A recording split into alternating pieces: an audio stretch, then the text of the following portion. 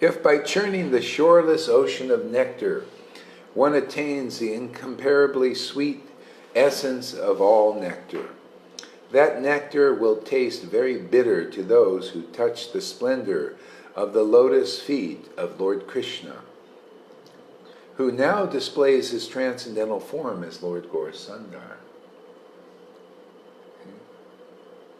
If by churning the shoreless ocean of nectar, one attains the incomparably sweet essence of all nectar, that nectar will be taste very bitter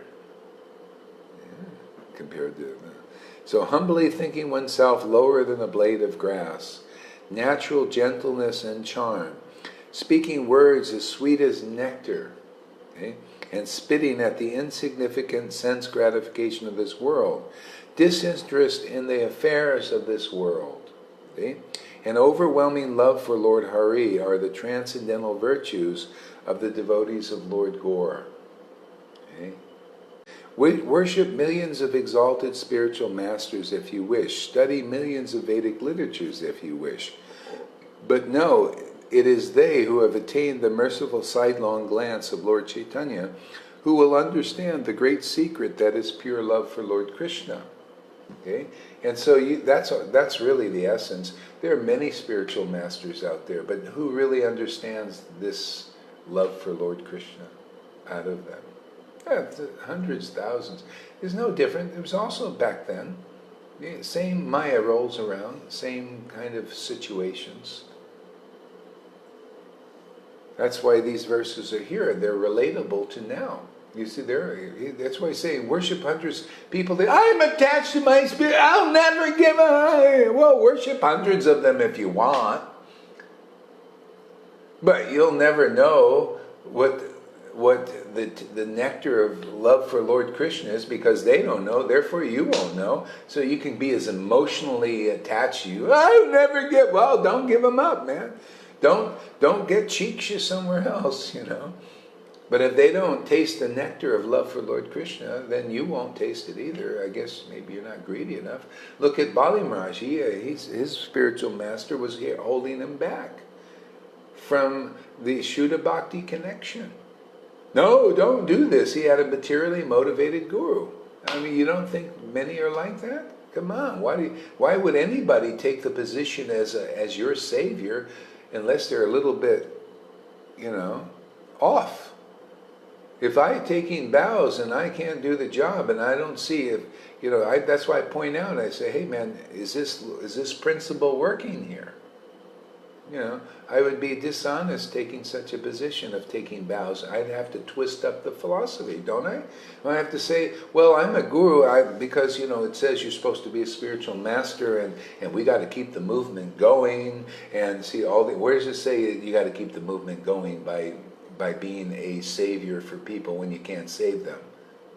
It's only those who have honest devotion to Krishna, empowered by the Lord, cleaned out so the Lord can use them to deliver you. Like the book says, absorbed in devotional mellows. See? So there's a little bit twisting there, and you're going to be a little twisted yourself. See? That's not, just common sense.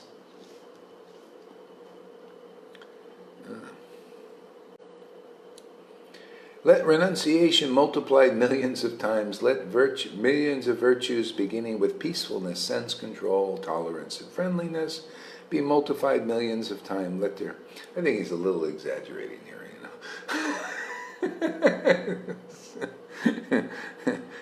Sometimes it's in the translators too. Let millions of meditations on the words Tat Aswami. Let there be devotion to Lord Vishnu multiplied millions of times. All this taken together does not equal even a millionth part of the multitude of perfect transcendental qualities possessed by the great souls who find transcendental bliss in the splendor of the toenails of the dear devotees of Sriman Gaurachandra. But that's kind of true, actually, because, once you start to taste this nectar, it's endless. It's like you become like Ananta Sesh, who's always glorifying the qualities of the Lord. I mean, I was always amazed at this too. How do we keep doing this?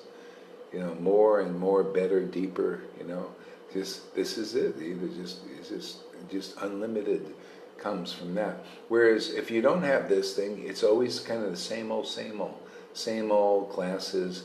You're not this body, my friend. You know? And then you never realize that, because the best way to realize you're not your body is not by austerity, renunciation, and all that. It's by becoming attached to Lord Caitanya. Okay? Transcendental attachment is the best way to know that you're not the physical, mental, or material, emotional body. But you are something. You are, you know, you are attached to the mind of God, which are the scriptures. That's Krishna. You're attached to Krishna. You're attached to ecstatically worshiping Krishna with devotional feelings. See, that is your spiritual body. See, so you learn what you're not by what you are. Isn't that the better way? Otherwise, how are you going to learn what you're not by no taste of what you are? See, that's the path of renunciation, austerities, and trying to work your way up. Very hard, very long, and you probably won't ever do it. You'll just give it up and become a Buddhist or a Christian or something. You know, New Age. Especially in Kali Yuga. Yeah. Meeting the devotees is really the best and only way, practically, in Kali Yuga. You got to find it and get the strength from that association. Because they're bolstered by their relationship with Krishna. I know I can't. You think I could do this if the Krishna was not helping me, and Lord Caitanya and the Parampara and all this? No, you can't do it. You got to identify with that. And then the Lord uses you to deliver people.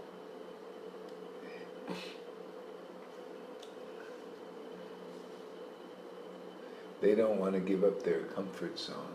Their comfort zone. Yeah.